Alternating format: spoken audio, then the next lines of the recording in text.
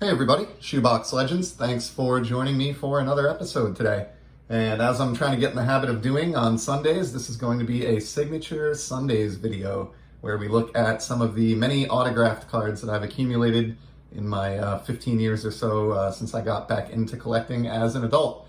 Don't buy a lot of these recently. The last year or two, I've just kind of drifted away from autographs for whatever reason, but I have many probably hundreds of them from a time period where I did used to chase them, and some pretty cool ones, I think, and hopefully a few of you out there will enjoy this video. So this is going to be a hockey-based video. I have a couple of buddies in the hobby, Brian at Walkenbach and Eddie of Eddie's Baseball Autographs, who are kind of just dipping their toes into hockey card collecting for the first time. And so I'm trying to make an effort to show a little bit more hockey content here on the channel. It is the sport that I collect the most outside of baseball, and have a pretty extensive hockey collection. So we're going to take a look at two hockey autographs today. And these are almost coming up on 10 years old now. They're from the 2012-13 season. And what was great about collecting cards, at least for a very brief period back then, was that Panini had a license to produce officially licensed NHL trading cards. Only lasted a couple seasons, but they put out some nice stuff while they had it. One of which is the Prism hockey release in 2013, which is the only standalone Panini Prism hockey set that's been produced to date. So I've shown off some parallels from that in the past. But another set they did the year prior in the 2012 season was Classics, or Classic Signatures. And this was a new design, but it had sort of a throwback feel to it. And what I liked about it was the entire checklist was comprised of legends of the game and retired greats, and also maybe some lesser known retired fan favorites as well. And they just featured really nice photographs. The design, as we're going to see in a second here, was very simplistic and I thought nicely done by Panini. And what really attracted me to this is nearly all of the subjects in the set, just about every one of them, produced hard signed on-card autographs of their cards that were able to be pulled from packs. And so I didn't buy any of the unopened product because it was just a little bit expensive, but I did absolutely get hooked on the autographs and picked up a whole bunch of them on the secondary market. And these are, or that is the set that we're going to look at here today. So sorry for the 2.5 minute lead in, but all that was a build up to the card that you see in front of you, Tony Twist. So you can see what I meant about the design. It's relatively plain. You just have the team name in sort of a classy looking font across the top with a logo and the player name. And then you get a nice full bleed, at least edge to edge, across the middle of the card photograph. And then the Classics logo and the position in a banner along the bottom of the card. And as you can see here, nice bold autographs here. So Panini did a great job with the design. All of the autographed cards, they sort of lightened an area and got the texture of the card in a perfect condition to be signed, and obviously did a great job coordinating these autographs with the athletes, because just about everybody across the board used the same nice thick blue Sharpie on card, and these really just came out beautifully. So Tony Twist is the first subject, obviously, as you can see, of today's two. He played for the St. Louis Blues for quite a few years in the NHL, as well as the Quebec Nordique. He was known as an enforcer. So I think the kind of player who, quite honestly, may not have a role in the NHL today.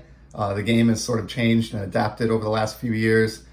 Everything that we've learned in sports about head injuries and concussions and what that does later on in life, they are, as all sports need to do, adapting and changing to mold the rules to fit some of the data that's coming in. So you don't really see as much fighting in hockey these days as you did back in the 80s and 90s. But back then, it was a huge part of the game. Just about every team had an enforcer. And some players were good enough that they almost had their own personal enforcers that traveled with them. I'm thinking of, Gretzky and Marty McSorley, for example. And there was that sort of bruising element to the game, more so than the modern game. And that is what Tony Twist was known for. So he was not a goal scorer or anyone that was going to light the lamp. As a matter of fact, I think he scored 10 goals in his entire NHL career, but he had, something along the lines of, well over 1,000 penalty minutes. So just a brute on the ice. If we take a look at the backs, I think they did a great job with these as well. love the retro layout with the hockey stick along the left edge. You know, for a new design that they came up with from scratch in 2012, I think they did a fantastic job replicating, you know, the retro feel that those of us who collect, you know, 60s, 70s, 80s hockey cards are familiar with. And I do love that you get the NHL career statistics on the back. And you can see, yes, I was right on the nose. 10 career goals for Mr. Tony Twist, affectionately known as Twister. And one more random fact about Tony before we move on to the second card today. I didn't know this actually until I looked it up leading into this video. Apparently Todd McFarlane created a villain in the Spawn comic series that was like a mob enforcer type character and was named after Tony Twist.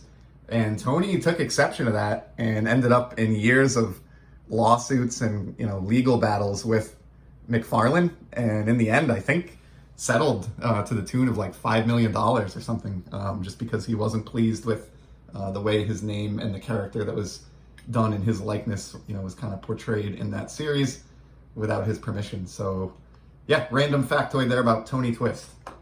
The second card that I have today, just wanted to group these together. I think it made sense. This is also a St. Louis Blues player, but a very different type of player than Tony Twist. And we have Bernie Federko. So he was actually an elite player, a center who racked up a ton of points and was, you know, the complete polar opposite of Twist. He was not a fighter. He was just a guy that would basically be your frontline center and had such a successful career, as a matter of fact, that he actually got inducted into the Hockey Hall of Fame. So this is a nice on-card Hall of Fame autograph. I do like that you can see sort of the progression in the jersey of the St. Louis Blues across these two cards. And this is one of the things that's nice about having players from, you know, all eras in this one release and on the same design. You can see sort of the classic Blues jersey that I'm familiar with from when I was growing up as a hockey fan on Federko's card here on the left. And then it kind of morphed into this one during the 90s with some of the red elements there and a little bit more modern looking. So kind of neat. Federko, you know, great autograph here. Love that he includes his jersey number inside the lower portion of the F, or the arc of the big F. And again, I mean, just a fantastic job by the athletes, and props to Panini because these autographs are just so clean, and they're just some of my favorite on-card autographs, quite honestly, in my whole collection. I have many more of these. As I said, I went pretty nuts collecting these back in 2012. So I just want to wade in lightly and start off today with a couple of St. Louis Blues. So I hope you hockey collectors enjoyed this, and maybe those of you who aren't hockey collectors stuck around and learned a little bit about you know, the other side of collecting, or a sport you're not familiar with. But regardless, if you made it to the end here, really appreciate it. Hope everybody's enjoying the hobby, staying safe, and I'll certainly be back in the near future with some more content. Until then, take care.